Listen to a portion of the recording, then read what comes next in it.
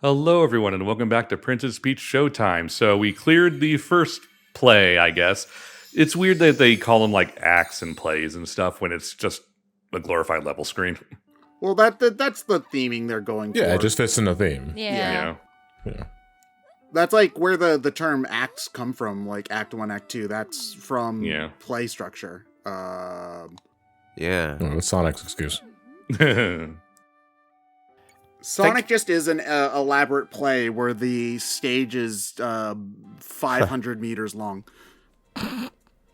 They're actually on treadmills. Oh, like the Flintstones?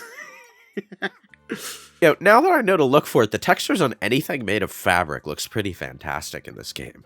Yeah, I attribute that to Goodfield doing 5 games in a row where graphical stuff was the gimmick. Yeah, Legacy of Darkness got nothing on this. Like, keep up, Legacy of Darkness. I mean, considering Goodfield's like Kirby games are all about literal fabric, so yeah, that's in line. The Woolly World games too. I've only played the demo of like the last Switch game. Crafted World? Crafted World, yeah. Crafted, I remember I've never played it. Don't. It's Really? I didn't think much of the demo. Like, I thought it was cute, but I had no reason to actually buy the full game. So here's the thing. If you're plowing through the game, going from level to level, it's fine. It's not spectacular, but I would say you're better off replaying Woolly World if you already own it, or playing Woolly World if you don't. Woolly World's fantastic. Either version is good. If you want to go for completion, Crafted World is one of the most miserable games I've ever played in my entire life. Oh no! Really? So well, how about that? That's a novel concept. A Switch game where completion is a miserable experience. I've never heard that one. It just sounds like I don't feel like I'm that qualified to say this. That also just sounds like your typical Yoshi adventure. No, because Valid. I love Yoshi's Island on Super Nintendo. Oh no, Yoshi's Island is great. Do not ask me to 100% that game. That game is miserable to complete. I did that once. I'll never do it again. Yoshi's Island really is just hell for that. I actually quite enjoy 100%ing Yoshi's Woolly World because it's not as mean as Yoshi's Island, Super NES or DS or New Island. Because in Woolly World, you don't have to do everything all in one run. You can do a run where you don't get hit. You can do a run where you can find all of the red coins and flowers and stuff through multiple runs. So it's not miserable in that sense. Yoshi, the other Yoshi games for 100%, the original and DS and New Island, are miserable because you basically have to do a no-hit run and also collect all the things, which is frustrating. Crafted World is miserable to 100% because you'll start a level. You have to beat the level. Okay, now you have to do the backside level where the camera's flipped around. Okay, now you have to go in 5 individual times and find 5 individual background items and collect them. When you collect it, the game will boot you out of the level, and then you have to go in again to find the other collectible item that you have to get. All the while, you have to grind coins in order to get the extra goodies in the vending machine, playing the worst music you've ever heard in your entire life. Do you guys know how bad the music in Yoshi's New Island? I do remember Kazoos. one song, yeah. And I recoiled, dude. It's the music in Crafted World is worse than the music in New Island. Wow, that's a hell of a bold claim because New Island was atrocious. Hold on. I'm gonna send you a link. No, don't. I'm gonna send you a link that you'll listen to after this part's over, and then you'll hear for yourself. Oh no, it's just overlay it over this game right now. That's the new audio that we have. We're talking about between parts. The game audio is a little low just naturally from the recording, so I don't think you'd be missing that much. I thought you were like reviving a Pocket Station for a second. It's not. It's a regular Tombstone. All right, there we go. Yeah, I mean, honestly, considering all the issues it has, the fact that the game is still like not terrible is like honestly just goes to show how good feel are at just making a solid video game. It's just like I don't think you really need to play it. I think you would be better off playing almost any other Kirby game. Not Kirby game, God. Well, almost any other Kirby game. Yeah, this is I know. Just take Kirby Yeah, instead. yeah, I think that's the subliminal message you're trying to tell. I was gonna say almost any other Yoshi game, although I haven't played Yoshi's Story or Yoshi's Topsy Turvy, so Yoshi's Story is better in your memories than it is actually playing it again. Oh Jesus! Sorry. I like how the entire like stage rotated around you rather than you rotating into the wall. Yeah, I like how that also gave you a hint as to where one of the little stars are, because it's like, here it is for like half a second. I love when games do stuff like that. Yeah, same. I will say for this game specifically, since we're talking about like collectibles and things like that, a lot of the collectibles can be really unforgiving, which I have mixed feelings about. Because on one hand, yeah, I get it. Not getting everything on your first run is par for the course and, replay value, jazz hands. But I feel like some of them are really frustrating because this game does that thing where you'll see a star go by and you'll, like, switch screens, but you won't be able to go back for it. And you're like, I know it's right there. It's right behind me. Let me just, like, scooch over 5 inches and I'll have it. And it doesn't let you sometimes. And that kind of thing kind of is a little bit annoying for me. Does the game let you, if you collect a thing, back out and end the level early and keep it? Or do you have to finish you have to play it. You have to finish the level? Ugh.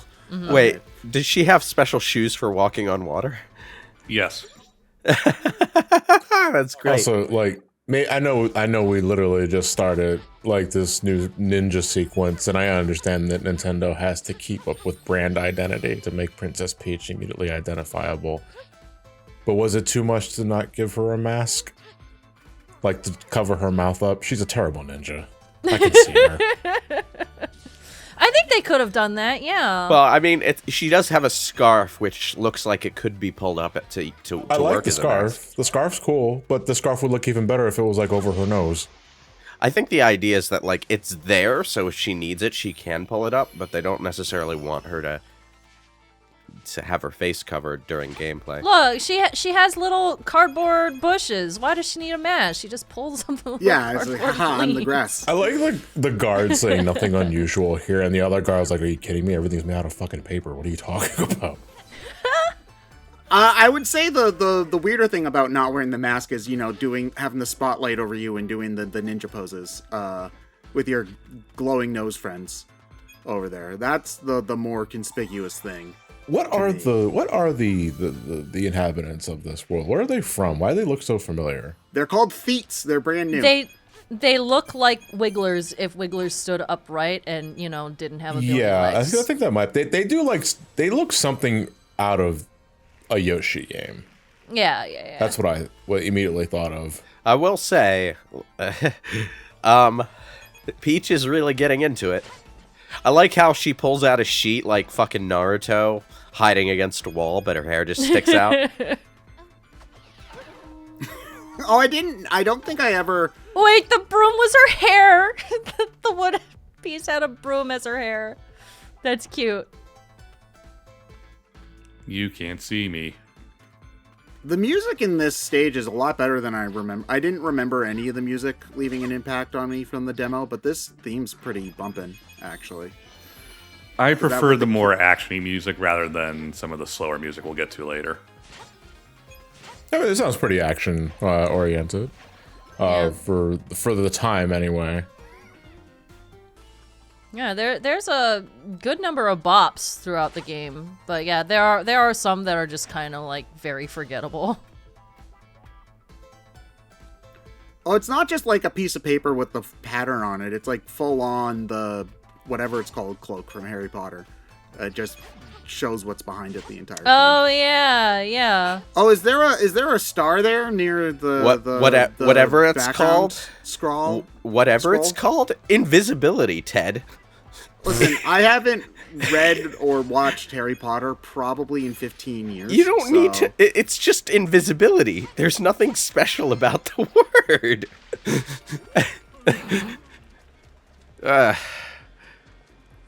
Invisibility's not real.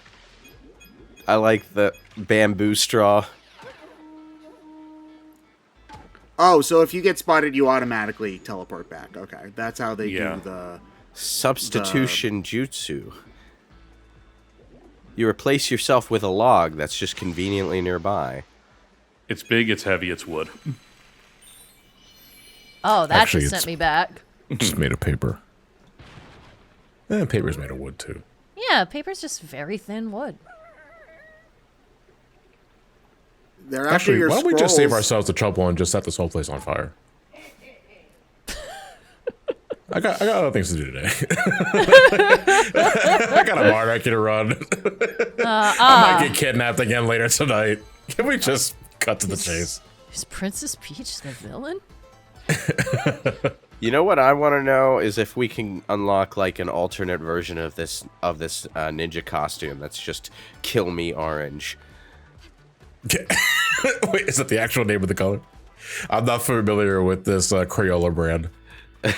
Considering how many Crayola colors there are, I wouldn't be surprised.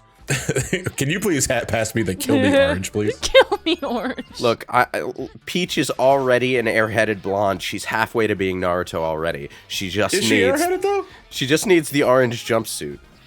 I it feel like she depends used on to the be game. portrayed. Yeah, she used to be portrayed as a lot more airheaded, but I feel like they started leaning more into sass. Yeah.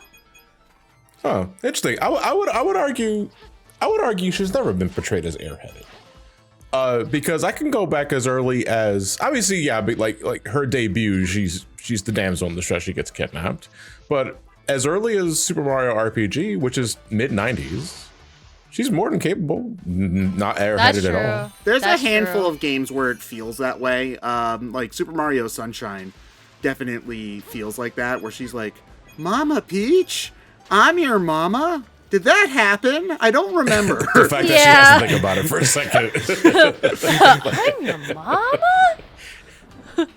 Oh yeah, I remember thinking that this like thing where it's like, oh, they painted the wave onto a piece of wood. Like that's such like something that you would do for a community theater thing. I thought that was really cool. Behold, I have learned how to 3D print animated GIFs. I didn't even think about how this game would be really fun for theater kids just to see, you know, the props and stuff. And how Listen, it being a relates theater to- kid is kind of the same as growing up Catholic, where no matter how you try, it never washes off of you. That's a really interesting comparison. I Listen. never would have thought of that. Listen, it's just the way that it is. Oh, you missed one. Oh man, Theater kids watching this, looking at each other, like, why isn't our budget this high? dude, man. Oh, cool. The football team got new uniforms for the sixth year in a row. Cool. Hey, can we have $50 in order to go to Staples and print some pamphlets for our show? Huh? Please, school board, please. Where are you Why going? are you looking at me like Come that? back. Ah, man. Well, we can't give you the production values, but we can simulate the lag here. Just chug down this barrel of beer. It really does depend on what school you go to, though, because, like I said, I've been to a couple high school theater productions. The ones I've been to were actually like really obviously high budget. Yeah, I know. It definitely depends on how much money the school's willing to give them. And the thing about that is it was specifically a Catholic run school. It wasn't a public school, it was a Catholic private school that did it. Also, they were able to use the money that they didn't have to spend taxes on to increase the budget of their productions. I suppose so, but like I will, as someone who has been to several plays and theater performances in his life, I am rarely looking at the actual production values of the show itself, and always just enamored by the acting of everyone on board. Because like a good show, it does not matter how cheap it looks. You are just enthralled by how everyone is performing. I mean, that's true, but also, like, you know, the other aspects of production are talents in and of themselves, and it's really interesting Yeah. to see what people can do when they Yeah, have the no, the resources stage- to do something. The stage crew works just as hard as the actors in any production you go Yeah. and see.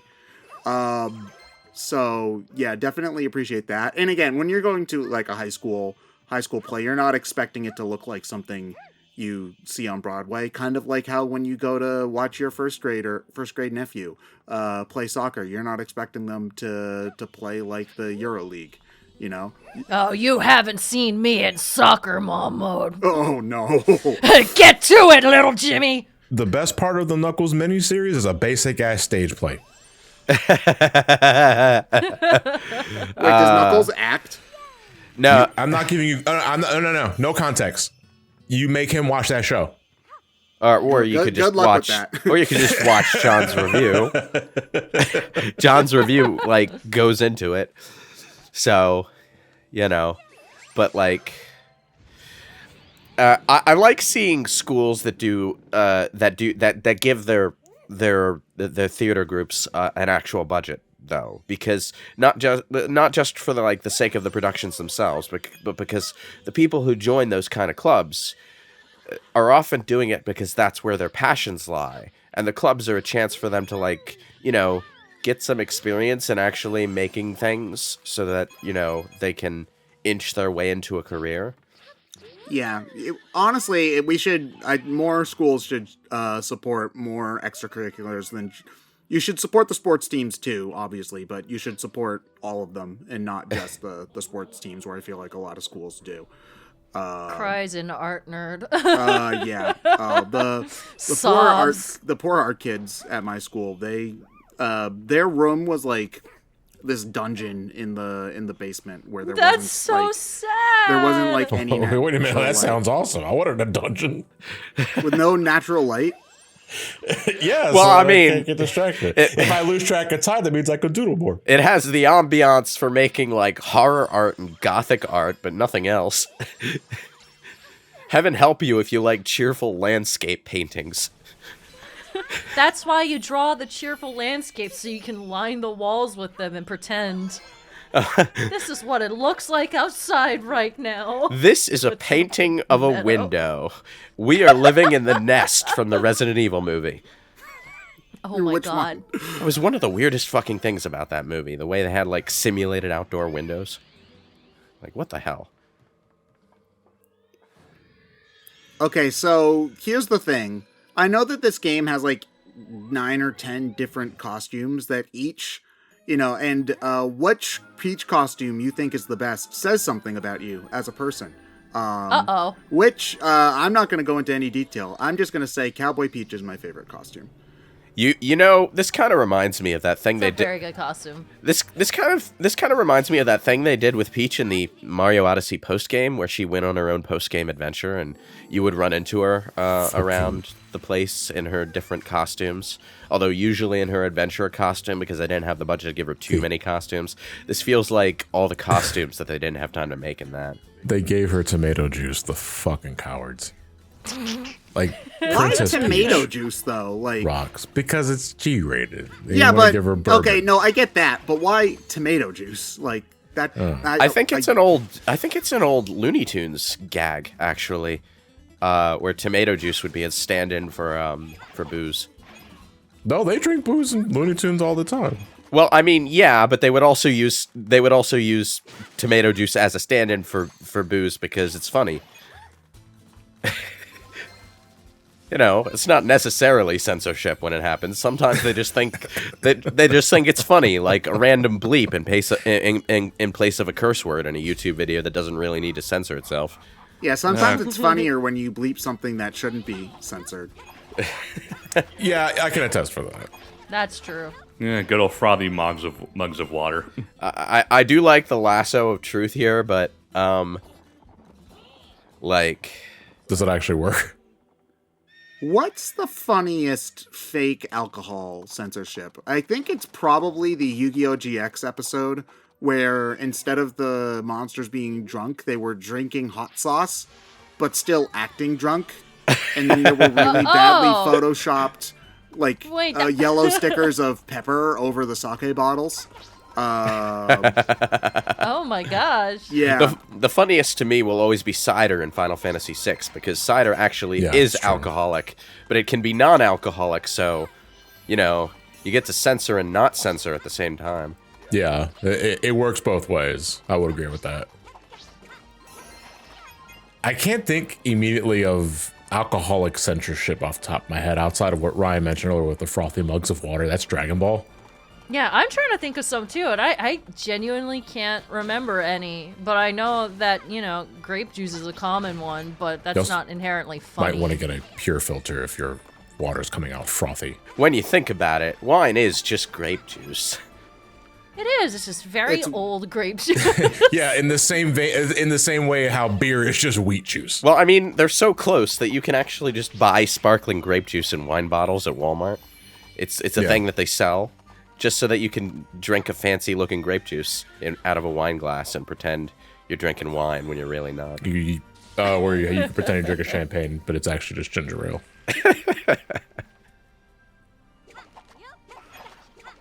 So is the lasso attack the only attack this costume has?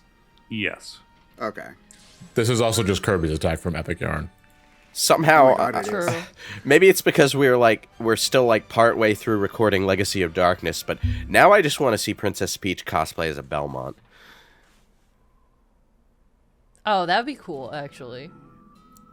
Vampire Yeah, Hunter but Peach. she'd and get she's- one game though, Lois, and then she'd be written out of canon. Yeah. It's okay. Eventually, you'd get the Kickstarter version. Oh, you see, that where sounds it's cool. It's Princess Actually, Orange instead. bloodstained, but it's Princess Peach. It's all fun and games until the glass shards pierce her stomach and she gets new powers. Oh, I forgot no. how graphic that was. I've been on a Metroidvania kick lately since I've been replaying the new Prince of Persia game. So I should really replay Bloodstained at some point. Ow. Okay. What's with the... Oh, I thought that was a hammer. It's a cork gun. Honestly, I'm surprised that they even did something even sort of gun looking for this kind of thing, I'm not surprised that Yeah. they didn't give Peach a gun, but usually for these sorts of things, they won't even give the bad guys something that looks like guns. He would have just done the charge attack or something. It's easier to get away with that when the bad guy's doing it. It is true. Also, if the True. gun is clearly oversized and comical looking. That said, the lasso led to some more unique gameplay, so I'm not Yeah. going to complain. Yeah, still give Princess Peach a princess piece. Is it pink with a little crown on the top? Yeah. No, it's got a crown painted on the revolver chamber. Oh my god.